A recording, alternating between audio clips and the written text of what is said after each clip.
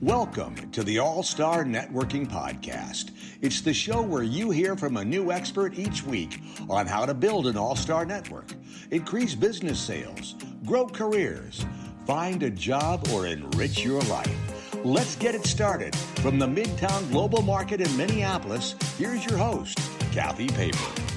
Hello, everyone. I'm Kathy Paper. Today, kicking off the All-Star Networking Show at Midtown Global Market.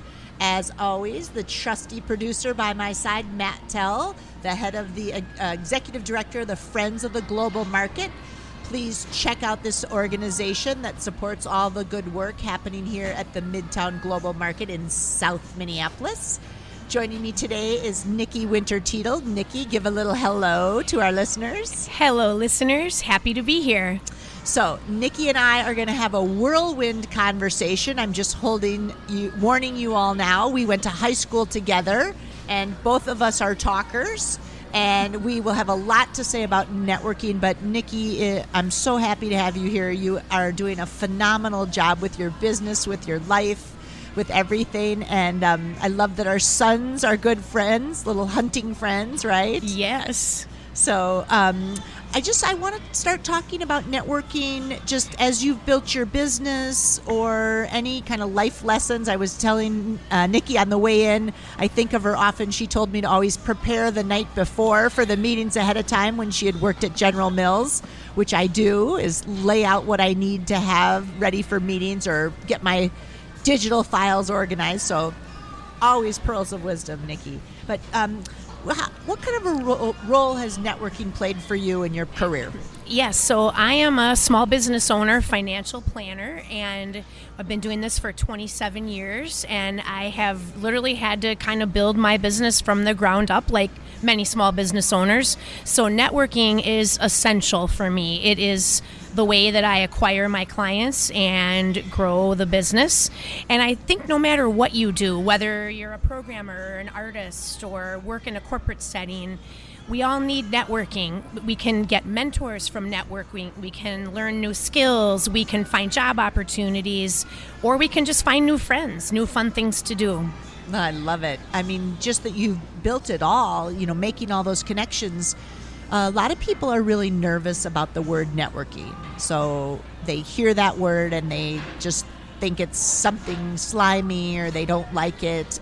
Do you call it networking, or do you have a different way of framing it for yourself, or how did you get so comfortable with it? Yes, I like to call it rainmaking a little bit too, but I know that can sound corny to people, but I get it. It's that idea of slapping a name tag on your blazer and walking into a room of 100 strangers, and you and I as extroverts love that, but even us, I mean, that's hard to do, and when you're a little bit introverted or a blended personality, it's really tough to think about networking that way, but it can be just something as simple as having coffee with a single person or attending a group event where maybe there's an activity there, a sport, or some kind of a interest that you all share, accounting, golf, whatever it might be.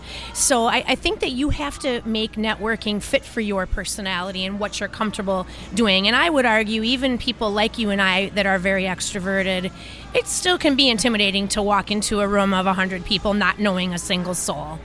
That's not easy for anybody. Right. No, I just did it last night, and I walked into a room, and there were 40 people I had never seen before. I knew one. So I actually did my homework so that I was a little bit more comfortable to know who worked at which companies, who might be there, a little more background prep. But go back for a second, because it's a great idea of the shared interests. Yes. When you said that, how did you know who to take to coffee? Yes, and kind of how did I build my network? Yeah. Yes, so what I did was I made a list of everything that I was interested in, and I did include sports. You and I share a love of tennis and golf a little bit, but I looked at volunteering, what causes were important to me, children, families, maybe it's politics for you. I looked at any other hobby, some kind of avocational interest. Maybe you like to make quilts or do photography. And so I made this list of every single thing. I have a marketing background, and I really love the marketing discipline and the old school principles, as well as all the new world of e-commerce and digital marketing. And I literally just started joining every group that I could find that fit my interest list. So a golf league, a junior league of St. Paul volunteering kind of situation, the ad fed in Minneapolis. And so I will admit, when I started out, I did put a lot of irons in the fire, but it was really a great way to meet a ton of people. And I just, again, made sure that every single thing I was involved in, I felt some passion for. And so that makes it easy to walk into the room knowing that you have the shared interests in some capacity with people. Okay, it's so great. The shared passion, and I think that word again. You and I are whirlwind talkers and connectors, but I love that you made a list of things you were interested in and starting with things where you could share that with people. What about, those are the good days of going into those groups. Did you find any challenges along the way as you were building that network? Or I would say what my strategy was ended up being a little bit of a challenge, because I did get involved with so many different things. I found myself stretched a little thin, and I realized it's hard to make an impact or really get to know people if you aren't involved. And so it was kind of the good part of it and the bad part of it together, was realizing, okay, maybe I've chosen a few too many things, but it was really great to sample, and whether that was, do I just enjoy taking a single person out to coffee, or do I love going to play in this golf league? So then I pared back a little bit and honed my list, and that made the difference. Then I took a leadership role when I could, got on if there was a board. The obvious one everyone always says, do membership, because then you get to know all the other people. I think it's also good to do fundraising. It's kind of the hardest job, and no one ever wants that one. If you have it in your skill set and your mentality to do that, people really appreciate it, because you've got to have the money to drive the organization. Mm-hmm. Okay, these are so great. I'm smiling. I mean, Matt, I do have a little bit of the Cheshire grin smile, only because, one, I feel like we're having lunch back in high school together here at the Midtown Market, but two, just everything you're saying about the challenge being almost you got overextended. Yes. So in that enthusiasm at the beginning, and then you scaled it back to be like, okay, how can I get involved more deeply? And say again, the two committees, you said once you're part of an association to do, was it fundraising and membership? Yes, fundraising and membership, I think, are two good suggestions. And again, follow your heart. If you're a creative and you want to work on the design, the invites or the decor, you should do that. But membership is a good tip, just because your job is to be the goodwill ambassador and to get to know all the people. Great. So it's a good double. So potentially I could say anyone listening that loves the global market, Midtown Global Market, could call Matt and say, I want to get involved in your fundraising and help with the Midtown Global Market so that we can have sponsorships. And Matt is saying we would love that. So exactly, there's a way to plug in, because the power of the community and the connections. Absolutely. And just one thing to add, just going back to kind of that fear of networking that is unnatural. I think you have to go with whatever networking you do with pure intention. And what I mean by that is, we know that we're there to meet people and to grow ourselves in some capacity. But I don't like to walk around as that smarmy, hey, I'm Nicole, I'm a financial planner. Do you want to roll over your IRA? Do you want to buy some stocks? And so I think that if you are true to yourself and your personality, people will get to know you. And what I always just tried to do was do the best job that I could, and do well, work hard for the organization, or if I'm at a one-on-one preparing, as you said, doing research on the people. And so then I think the true you comes across, and then people know, okay, this is the kind of person that I want to do business with, or mentor, or hire, or something like that. So do it with pure intention. No, that's great. That's great. The pure intention and authenticity is a word people use a lot. And again, that's why I'm sort of beaming, is, You've always been a go-getter since, high school days and tennis and golf. And we do have to talk more golf because I put that on my list of things I want to learn how to do more effectively. But me too. Speaking of that, of just thinking about things you've learned from other people, along the way, you said you networked to find a mentor. Any thoughts about how you've expanded to kind of places you can learn things? Yes, definitely. I'm so fortunate to have a variety of clients that, as much as I try to follow markets and tax trends and different things, legislation, my clients teach me a lot too, so I'm very lucky to have them. But having experts in my field, other advisors, other consultants to the industry, but there is nothing better than being involved with a board of Midtown or going and playing golf with people that do completely other things where you can really learn. Kind of the main thing that I've taken from all of that and all those different people, and you can tell I'm a talker, we're talkers, but it's actually to the power of listening and being a good listener. And I know I'm really only supposed to have one thing, maybe that's the number one. No, you can have two. You can have three. I can have two or three. We're not going to keep score. And any listener that's keeping score, you're missing the point. I'm a big note taker, and I'm kind of old school, pen and paper. But during any kind of a meeting, I always have paper. And if you're a tech person, bring whatever your word processing your program is, or your little, certainly we have notes on our iPhone. I'll do that. If I feel it's inappropriate to be taking notes during the interaction, I'll kind of finish and go to my car or to the ladies' room or whatever, and then just take notes. But I try to really get to know people and important things like where they're from and where they went to school and their kids and things that I can see that they're interested in. And then I try to remember those. So listen and then remember. And then I try to, anything from sending a little note on an anniversary of something or an article about their kid that I see in the paper because they're great golfers or whatever it might be. So I try to listen and then I try to remember it. And then people, that's what they appreciate most of all. I know what their children's names are. I know what they do. That's the good stuff. Yeah, no, you're great at that. I was thinking you always remember birthdays, and people say you do business with people you know, like, and trust. Yes. And so building that rapport and connection, and I think you said writing things down. Yes. That's my secret. I just put birthdays and anniversaries on my Outlook. It's all I do as a recurring event, and people always say to me, "How do you remember my anniversary? How do you remember my birthday?" And Outlook. That's my plug for Microsoft. That's great. That's great. Well, today is Sam Arnold's birthday, our classmate. So I texted Sam to wish him happy birthday. That was very Sam, this nice. is your shout out. Happy your birthday to wishes. Sam, a great doctor. So let's get a little tactical, right? Mm-hmm. What are sort of some of those tips? I mean, you've given so many great tips for people. Good. I think, yes, if you kind of think about how do you draw the line, or how do you spend your day, it is hard because we all have a finite amount of time, and even if you love networking and you love meeting new people, even extroverts need our downtime and our time with our family and friends. But this is an interesting exercise that I have as a suggestion. Years ago, I took my job and I broke down what are my essential tasks that I have to do for my job. And I think we all have that, again, whether you're a business owner or you're an employee, a computer programmer, whatever you might be.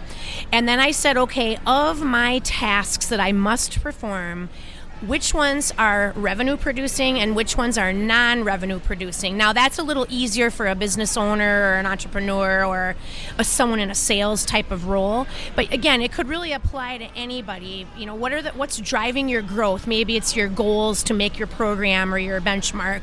But I look at what is revenue producing, what is non-revenue producing, and then I kind of overlaid with that, what do I love the most? So what I do is I prioritize the things that I love the most. That's what I put on my calendar first each day, and I do block in time to do that. And then the things that I don't love as much, still make sure they're covered, but I do the things I love first, and then it just makes my day better. It makes me, and again, the things that are driving the business and the revenue, and then the rest kind of follow. And then I observed that if I really didn't like a task, I jobbed it out. I contracted it out. I had a lot of bookkeeping I had to do. You can imagine payroll, tax, and all those kind of things. And I just didn't enjoy that particularly. And so I hired a bookkeeper to do all that for me. And it just makes me happier. And then it frees me up to have more time to do the things and to network be with who I want to be with. Excellent. I mean, there's a business lesson. I know you were graduate of Babson College and so helpful to my son who is at Babson College as well, following in your footsteps. Right there is a business class, in a 5-minute summary. So rewind, listen to that again, because I'm going to do that exercise so I take the revenue generating activities, non-revenue generating, and then put the things I like. Overlay that. Yes. Okay, good. And it's actually, I have a team. I have 3 phenomenal people. I'm going to give a shout out to Stephanie and Taylor and Haley, who are on my team. They are the best. And if you do have multiple people on your team, it's a great exercise to look at all the tasks for your business, have each person kind of say, okay, these are the ones I do, and then overlay which are the ones you love. And for us, it enabled us to build out the team because the tasks that I don't particularly love, my colleagues do, and vice versa. And then there was a time where we needed to hire an additional person. So you can take that list and just do the things you love, and you create this job description of the things that no one really loves, and then it's just finding that right person who loves those other items. And that's worked out really well for us. So it has literally become a way to run the team as well, not just my own personal part of it. Well, shout out to your team, but you did forget 2 of your team members, or is there only one other team member that's very important? My furry team members? Your furry team members, yes. We have 2 very good security guards, being a financial planning firm.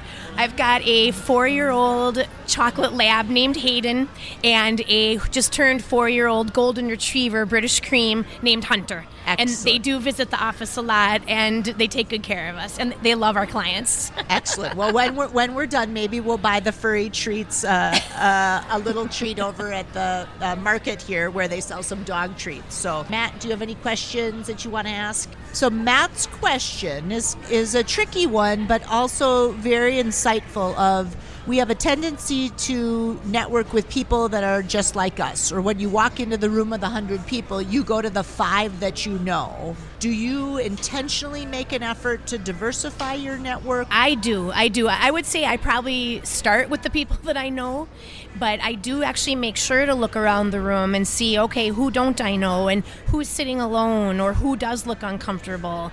And I do try to go up to those people in a very non-threatening way and just ask an innocent question, or just try to introduce myself just to draw them in and just kind of build a bond with somebody that way. You just never know who you will meet, and what Matt was driving at is getting out of your box and learning new things. It's just fun for me, just to see, and half the time you end up having someone in common, or you have some avocational interest that's shared anyway. So right, or to businesses, I think often small businesses are afraid to talk to the bigger business, to ask them questions, and every big business was small once, or most business owners have had, or professionals have had the highs and lows in their career. So I think our tendency to either hibernate or stick to only people that are like us, it's really good advice to say connect with different people. Yes, and don't be afraid of your competitors. There's actually a pretty unique thing about the financial planning industry where even though we are all kind of competing for clients, there is an incredible amount of information sharing and best practices that gets put out there. So I feel really lucky. It's one of the many things I like about what I do. But yeah, don't be afraid. I mean, it's good to size up your competition, but nothing wrong. They're out there probably out on their little island too. And so you guys can commiserate on, our supplier issues or our issues with getting invoices paid, or I'm using this new tool, and share, because I think you can compete. The world is big enough. There's enough out there that you can compete with each other in a friendly way, but learn a lot from each other too. And don't make the mistakes. They can help you avoid that. Great. Well, I want to go back to one of your earlier points about make a list of your values or things that you're interested in. And I love the Midtown Global Market because it's food, entertainment, shopping, health and wellness, and a global community. So as I say thank you, now we get to go and explore and check out some of the places. I know I'm staring at Savai Express, which is Cambodia and Thai cuisine. If I turn around, there's barbecue. The smells are amazing. The smells are amazing. And yes. You can find the whole events calendar of the market on the Midtown Global Market website. But thank you so much for being here today. You're welcome. It's a pleasure. And just make sure whatever you do with networking, make sure it's fun for you. That's the biggest takeaway, is have fun. Awesome. Thanks. Thank you for listening to the All-Star Networking Podcast with Kathy Paper.